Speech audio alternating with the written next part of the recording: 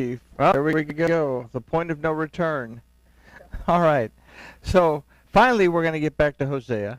I hope it's part 22 because I can remember from last week. So, but it's part 22, and well, let's talk to our Elohim, and then we'll take a look. Father, thank you for this opportunity to look at your word, to study your word. We ask that you will open our eyes, open our ears, and open our hearts, so that when we seek you in spirit and in truth. And we thank you for everything. In the name of Yahushua, amen. All right, so we've said that history, history moves in helical time. We said that it makes loops and it repeats itself often. And that humankind repeats the same errors over and over. In these verses, we're going to see that this helical movement, and we're going to consider some of the effects that it has had on the relationship between the Adam and Yahuwah, their Elohim. So at the end of the study, we will again see the hope that humankind has in a very loving and patient Elohim. Hosea is written to a group of people that has really strayed off course, and this is going to show us why it happened, but it's also going to show us in the last verse that we considered that there is actually something that can be done for when we stray off course, and there's something that could be done when Israel strayed off course, to move back to Elohim. So we're going to look at Hosea chapter 7, verses 6 through 12 in this particular study. And something that's we see often is that the English translation, or whatever language of translation that comes from the Hebrew, is not always exactly what the Hebrew actually says. So we'll be able to look at some of this as well. So verse 6 says, "For they have made ready their heart like an oven.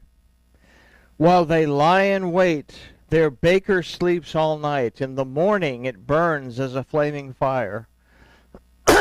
Okay, so hopefully we'd have to have a little bit of help trying to figure out exactly what that's talking about. So this verse begins with the word ki that's used for the word for. Now this word more specifically means certainly, surely, truthfully, without a doubt.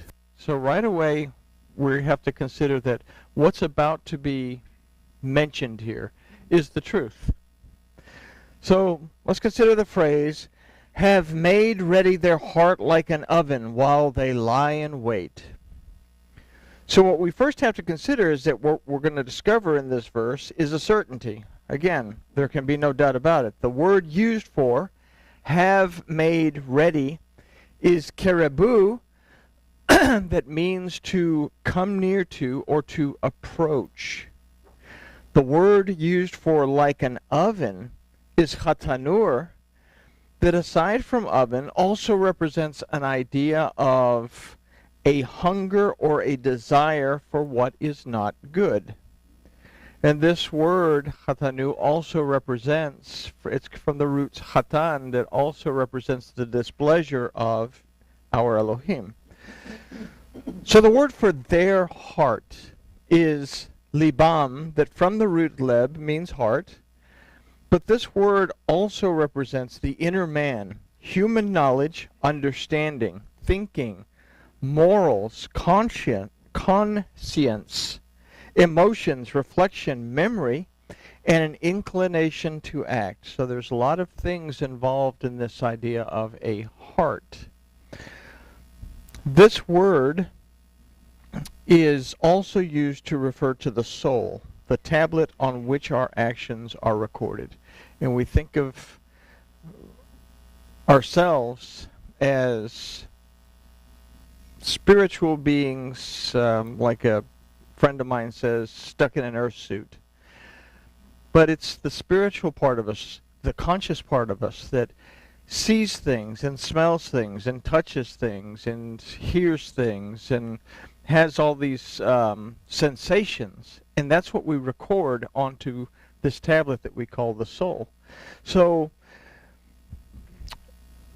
an idea that we can formulate from these definitions is that without a doubt, the soul of humankind has come near to a hunger and a desire for what is not good, a state of being that is displeasing to Elohim.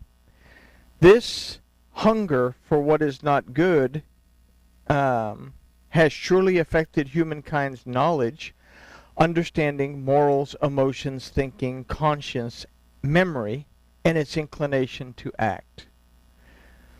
So we can consider the overall effect on memory is what separates humankind farther and farther from a relationship with Yahweh Elohim, as human knowledge, understanding, and the moral state of being continues to travel steadily away from the Torah of Yahweh and towards humankind's own understanding.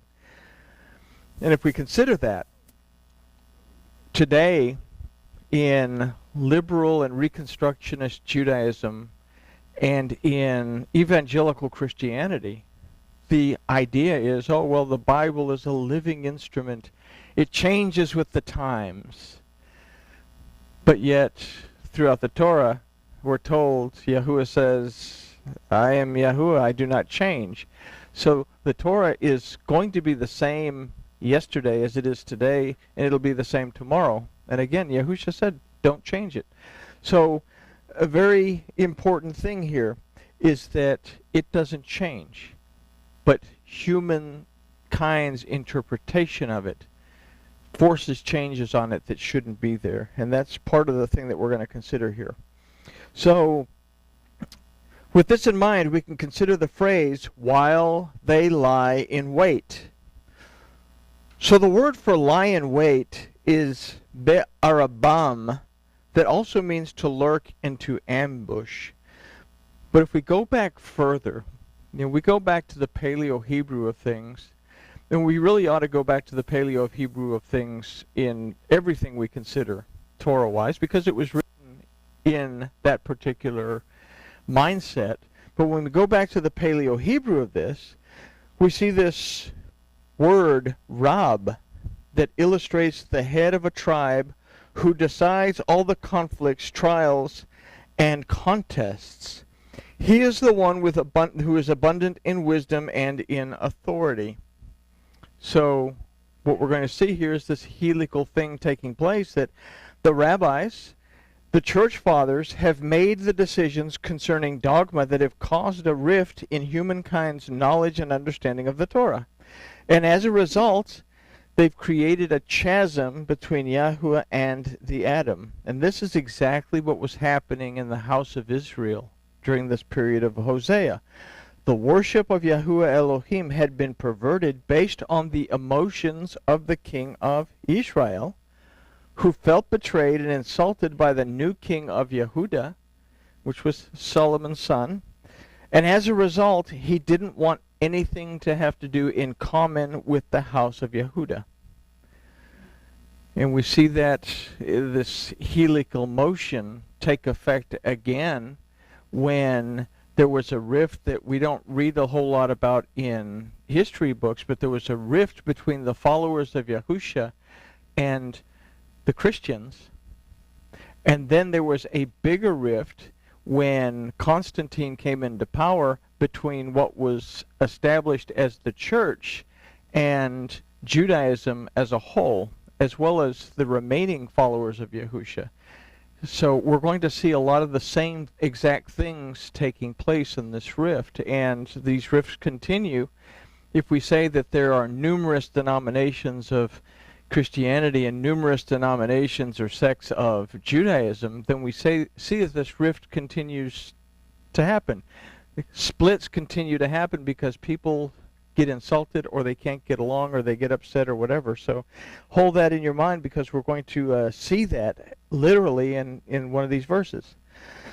So this is what happened with the house of Israel. They got upset and they left. Now the kingdom of Israel split into two houses and worship strayed away from the Torah, from the king of the house of Israel's authority.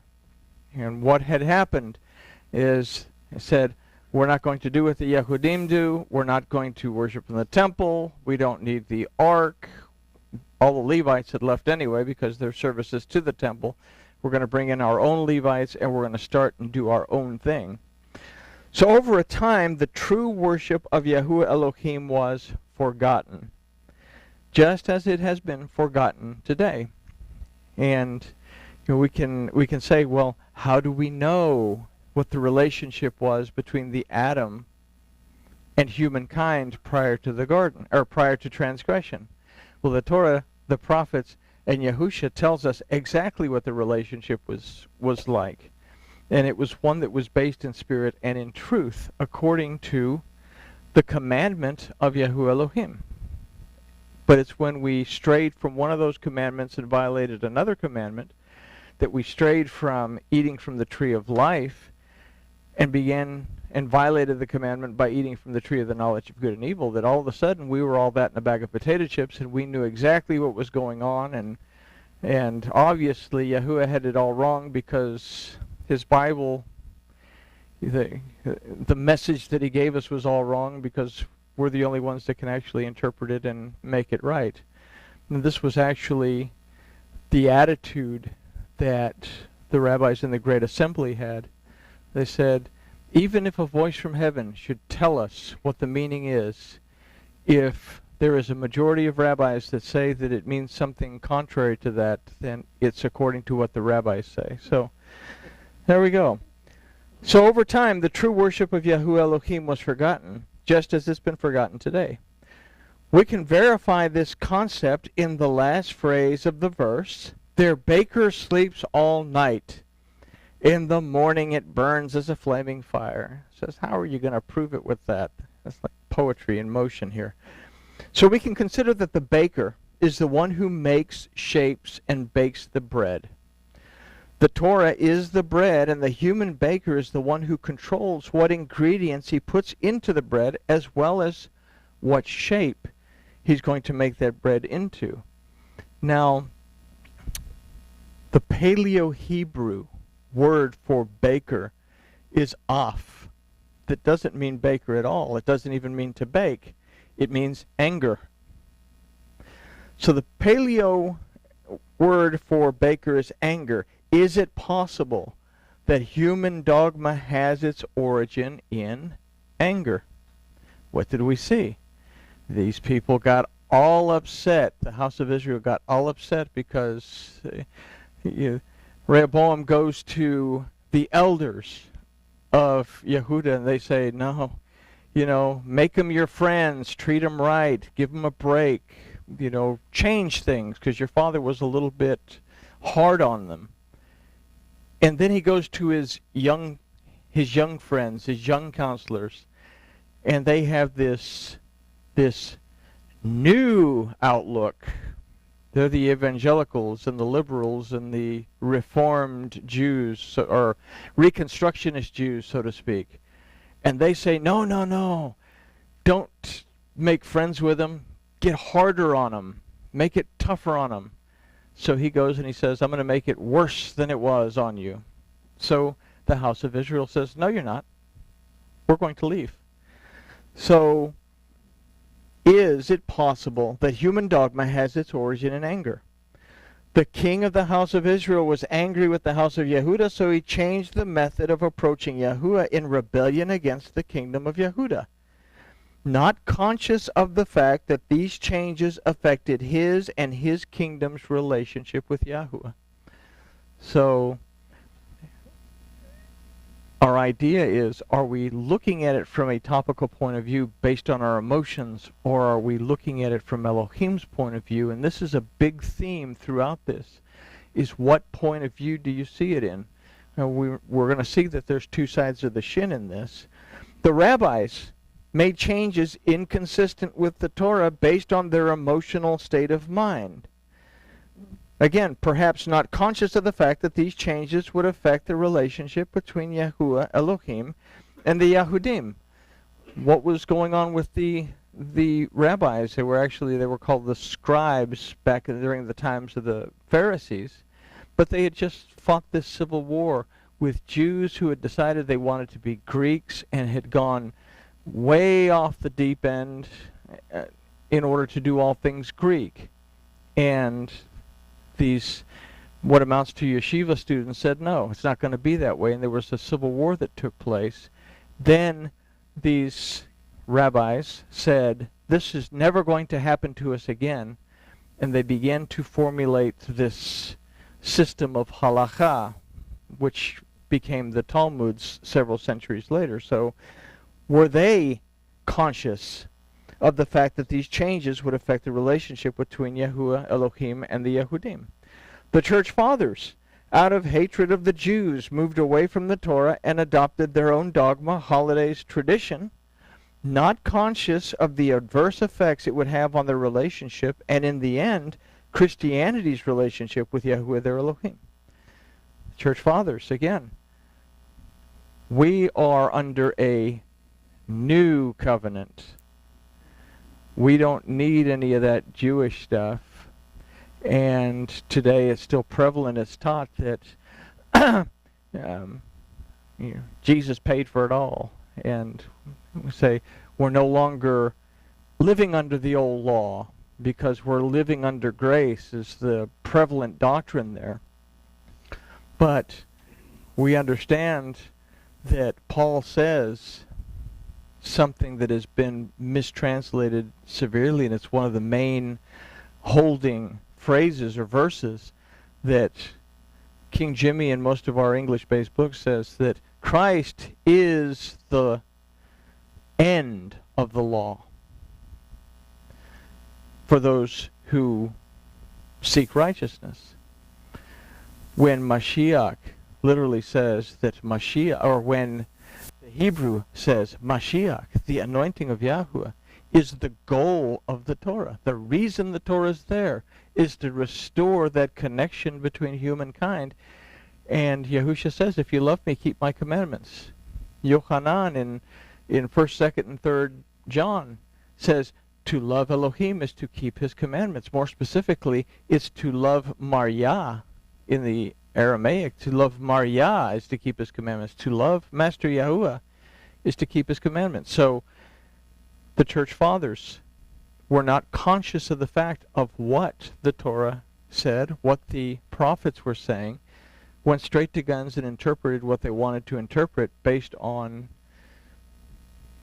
the Gospel of John. Was a big thing that played a big role in the Nicene councils, and a lot of the stuff that Paul had to say, that even though Peter says, what he says is very difficult to understand, and people are going to take it and twist it up. So we have to understand that all three of these cases, they made changes, but they weren't conscious of the rift that it was going to cause between Yahuwah Elohim and the Adam in the long run. So the reason for this is found in the phrase, their baker sleeps all night. So let's consider the word for sleeps, which is yashen. This word also means to fester, to grow stale, and it's a reference to the onset of leprosy. So this festering and becoming stale goes on all night. So first time we see night as the root of a word in the Torah is here in Bereshit 1:5, that night is the name given to darkness. And then in verse 4 of Bereshit 1, we read that the light and the darkness were separated. So the idea that we can formulate here is that the baker, or from the baker sleeps all night, is that those who have the responsibility to use wisdom and authority in understanding and teaching the truth of the word of Yahuwah grow stale and fester towards a state of leprosy in the darkness. What was happening to Yisrael? They had gone off the deep end, and they're moving towards the darkness. Leprosy is a representation. You know, we say, oh, it's a representation of sin, but literally leprosy is a direct result of what's called Lashon Hara, the evil tongue. That when you begin to speak evil as if it were good, then leprosy comes. And we take this idea comes to us from the fact that Miriam was getting all over Moses about marrying the Ethiopian woman or the Cushite or whatever she was. And Yahuwah says, who are you to talk that way to my servant? And she became leprous. So an idea here is that they're moving towards leprosy because the thoughts, the words, the deeds, the emotions, the morals, and everything are going in that direction. So, here we go. So today, this straying from the word of Yahuwah is not so much out of anger and hatred anymore, as much as it is out of fear and a loss of understanding. There is no remembrance of the truth in the Torah as it's been neglected and as a result forgotten. And as this goes back once again to the doctrines that were developed by the early Christian church, the Catholic Church. They developed their own catechism. They kept the people ignorant. They kept the priests ignorant, because if you're illiterate, you can't read the Bible.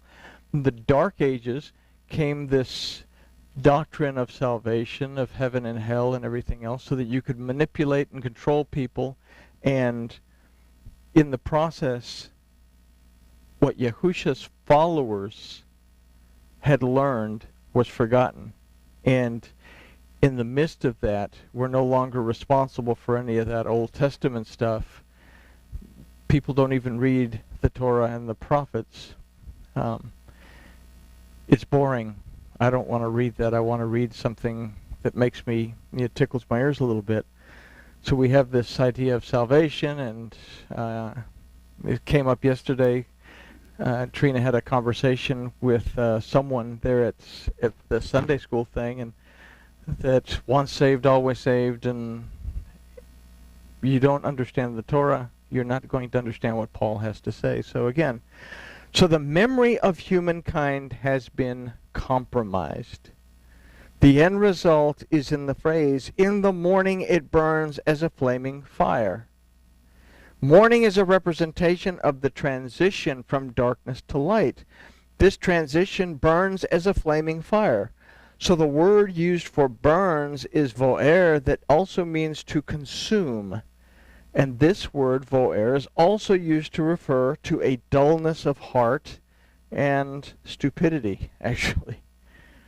So the word for flaming is lechava, that aside from flaming also means or refers to a flash of fire. Now this word, I didn't write it in here, but this word lechava also refers to a sharp sword or the sharpened tip of a spear, okay? And we'll consider that in a second. The root of this word is leb, that we learned meant heart. We consider that this word, leb, also represents the inner man, human understanding, knowledge, morals, conscience, emotions, thinking, reflection, memory, and an inclination to act. And that this word is also used to refer to the soul, which is the tablet on which the actions are recorded. So all of these things have been dulled.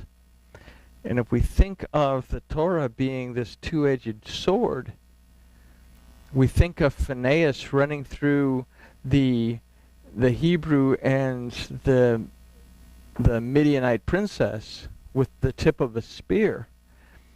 Our desire and our ability to do that has been dulled because we no longer care if the Hebrew is in bed with the Midianite anymore. It's no longer a big deal. So all these things have been dulled. With this we can consider that to remain stale in the darkness will consume the light, and as a result will cause the conscience, morals, emotions, thinking, knowledge, and understanding of humankind to fester towards leprosy and be consumed like the flash of a fire. Yahusha spoke often of the chaff which is thrown into the fire and it's consumed. What happens when you throw dried grass into a fire? It doesn't burn all day. It catches fire and then it goes out almost as quick as it caught on fire. So this human-induced separation from Yahuwah Elohim will result in a cessation of existence in the end. The house of Yisrael by the time of Yahushua, had all but vanished from existence. Fragments had to be found and then gathered, and we get this from the story that we considered a couple of weeks ago, the 5,000 that were fed. Says the Talmudim went amongst the people and gathered the fragments up. So the children of Israel, or the house of Israel, is scattered throughout the people. They had to be found and gathered. These 10 tribes are not recognized to be in existence today by Jews and Christians alike. And oftentimes we read about the lost tribes of Israel. So all of that's kind of food for thought. Let's take a look at verses 7 through 12 in the light of what we've just considered. And verse 7 says, They are all hot as an oven. There we go with the oven again. And devour their judges. All their kings have fallen. There is a name among them that calls to me. Or there is none among them that calls to me. I'm sorry. So the word for hot is yechamu, that also means to become inflamed, or to or just the thought of becoming inflamed oneself. We considered the word for oven as chatanur, that aside from oven also represents the idea of a hunger or a desire for what is not good. So from the phrase, they are all as hot as an oven, we can consider an idea of being inflamed with a desire for what is not good. But if we're not conscious of it, then of course we're going to show zeal for dogma that doesn't line up with the Torah. And we can take that into our personal life, that if we don't know better about a certain situation and we're used to doing things the way we've always done them, that we're consumed with zeal for that particular thing, and change isn't comfortable either. So consumed with this, or inflamed with a desire for what's not good. So the controversy is, we got to go back up a little bit. Because of this, they devour the judges. So the word for judges is shofetechem, that refers to one that acts as a lawgiver. In this case, one who judges according to the Torah of Yahuwah. This word also refers to one who enters into controversy. Why would a judge enter into a controversy? He has to decide what is right and what is wrong. And sometimes when he decides the right thing, contrary to everybody wanting the wrong thing, then he's got a mess on his hand, because a lot of people are griping and complaining. So these judges are devoured by those who are inflamed with a desire for that which is not good. The controversy is that when truth is discovered and brought to light, it is quickly attacked by the established dogma of the religious authority. Everything that Yahushua taught was accepted gladly, right? He was attacked by the religious authority because he was attacking. It was viewed as an attack on them, and that they were going to lose their power, they were going to lose their influence, they were going to lose their money. So the word for devour is akal, that also means to destroy or to oppress. The word that precedes the word for judges is the et. And we say, okay, well, the et is just a grammatical pointer. But the et we've considered in previous studies that represents the word of Yahuwah. So this, having been manipulated into falsehood, is also used as a tool of oppression. And one of the dogmas that comes to mind as a tool that was used as oppression is that we took this concept of the word Sheol, that means grave, and turned it into a burning place of torment. And what better way to get the people under control than to threaten them that if they don't do everything that the church tells them to do, they're going to go to this place called hell.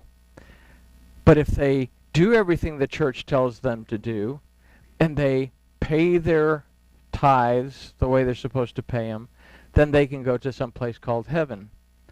And if Mother Dear, who was a darling